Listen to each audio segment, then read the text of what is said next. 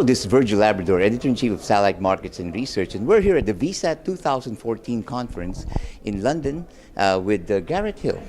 Garrett is the CEO of California-based X2nSat, and he's a speaker at this conference, and I had the honor of moderating that panel where he spoke at, and we'll talk about that in this videocast. But first, Garrett, just for the benefit of our viewers who aren't familiar with your company, can you give us an overview of what you do? Sure. X2nSat is a satellite network operator based in the United States. We've got our head office in Petaluma, California, which is just north of San Francisco. We have an office and spare teleport in the East Coast in Atlanta, Georgia. And we provide services to businesses and enterprises and industrial companies, multinationals based out of the United States. Right. And why are you here at this conference? This is my first time at the VSAT show here in London. It's a great show. I came to spend time with my peers, understand some of the bigger objectives and things that are going on in the satellite industry, and also get a sense of where they're going to be putting their investment, where they're putting their money and their effort, and what kind of things we can see in the 3 to 5 to 10 year time frame. Right. I know this is a global show and we have participants from all over the globe, but it also has a Europeans. We're in Europe. Do you do a lot of business in Europe? We do a little bit of business in Europe. Again, most of our multinational companies will have foreign offices, so they'll have them here, Africa, South America, Asia, and we'll support their foreign offices as well. Now, for the benefit of our viewers who aren't here, we had a very interesting panel earlier, and I'd like to retouch some of the issues we touched on. We had a panel on M2M communications, which is machine-to-machine communications, and it's a largely untapped market. Projections are in the billions in terms of both units and even trillions of dollars of revenue in the next 10 years or so. So I don't think the satellite industry has really considered this as a major source of future revenue. So just share what we discussed earlier, Garrett. Maybe add on a little bit too. Well, I think we're a little bit of an outlier. So we're either way behind or perhaps we're ahead of the industry. But it's our opinion that most of the satellite industry has got into IP during the internet days in the early 2000s, and most of the effort and market development has been on the big broadband uses. So internet into things, cellular backhaul, big bandwidth. We focus more on the industrial and the machine-to-machine sort of thing. So these sometimes are lower bandwidth, but there's billions of them, and there's going to be more.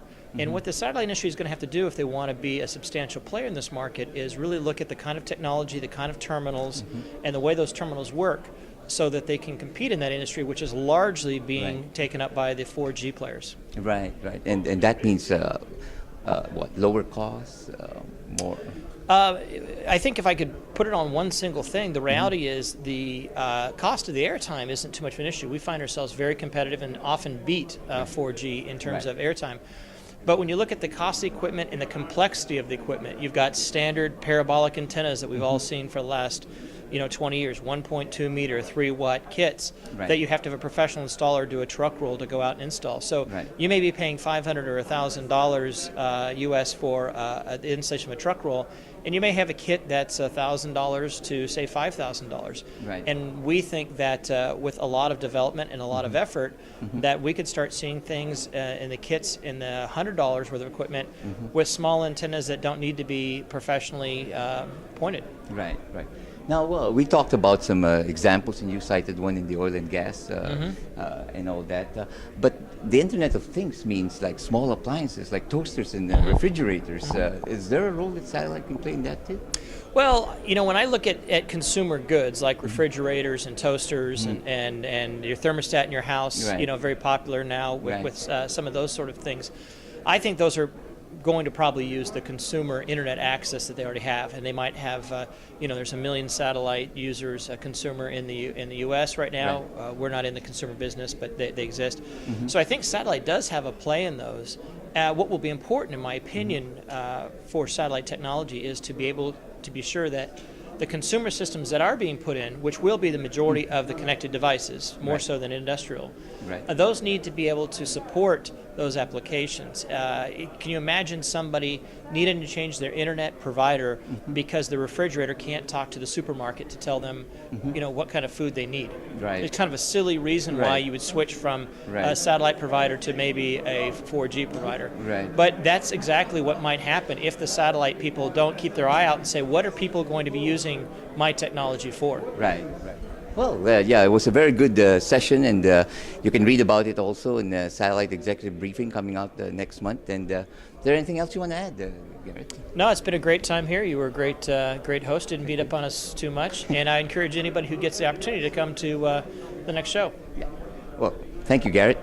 For the news and information on the global satellite industry, you always have Satellite Markets and Research at www.satellitemarkets.com.